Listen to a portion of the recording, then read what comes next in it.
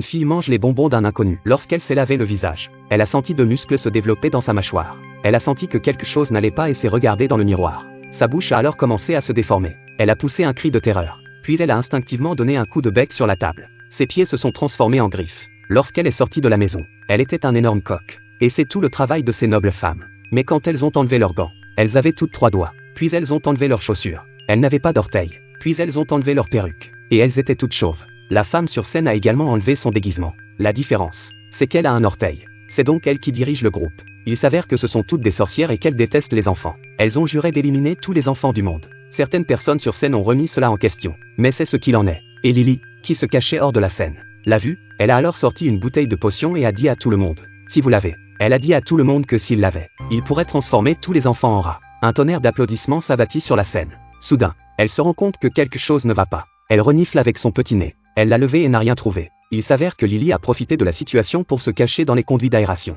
Et alors que la sorcière se rapprochait de plus en plus, il y avait un gros petit homme devant la porte. Il a demandé s'il y avait du chocolat gratuit. Entre-temps, les sorcières étaient redevenues normales. Il a alors piégé Fatih en lui faisant manger le chocolat avec la potion. En un rien de temps, Chubby s'envola dans le ciel. Au milieu des acclamations des sorcières, il se transforma en souris. Lily, qui se cachait dans un coin, était si effrayée que son visage devint noir. Elle était sur le point d'être piétinée à mort par les sorcières. C'est alors qu'une petite souris blanche se précipita. Elle s'est mise à courir et à traîner Fatih jusqu'à la bouche d'aération. C'est là qu'ils ont rencontré Lily. Fatih allait lui demander pourquoi elle était si grande.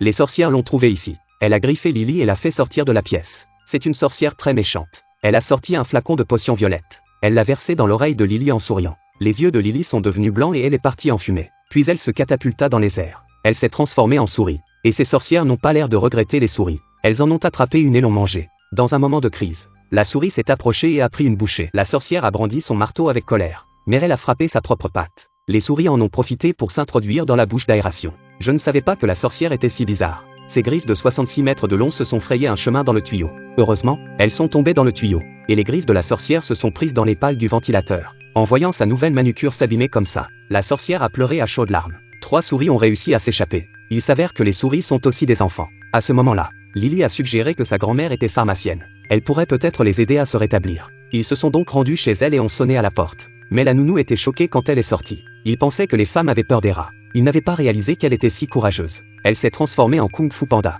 Elle s'est déchaînée. Les rats ont commencé à s'enfuir. Mais au dernier moment, ils sont entrés dans la chambre de grand-mère. Lily lui a tout raconté et a découvert que la sorcière vivait au bout du couloir. Alors elles ont fait un plan. Elles ont pris l'ascenseur jusqu'à la chambre de la sorcière. Mais au moment où elles ont pris la potion, la sorcière est revenue. Lily se cacha sous le lit. Pendant que la sorcière prenait de l'argent dans l'armoire, Lily a pris la potion et s'est enfuie. Grand-mère prit toutes sortes de potions et les mit dans le bol. Elle essaya de trouver l'antidote. Mais ça n'a pas marché. Même s'il ne pouvait pas redevenir humain, il devait faire payer les sorcières. Cette petite souris a essayé de verser la potion magique volée dans la casserole du dessous. Elle débouche la bouteille et la jette pour voir jusqu'où elle irait. Mais elle ne peut pas l'atteindre. Il regarde alors la louche à côté de lui et voit ce qu'il peut faire. Il prend la louche et ajuste sa position. Puis il met la potion sur le manche. Il saute. La potion fut versée dans la marmite avec une précision parfaite. En sortant de la cuisine, la souris retrouva sa grand-mère. Ils se rendirent dans la salle à manger. Il s'avéra que la soupe à la potion était le petit déjeuner des sorcières. Soudain, l'une des sorcières a été prise de convulsions. Elle a craché un paix violet et s'est rendue directement sur le toit. Quand il est tombé, il s'est transformé en souris.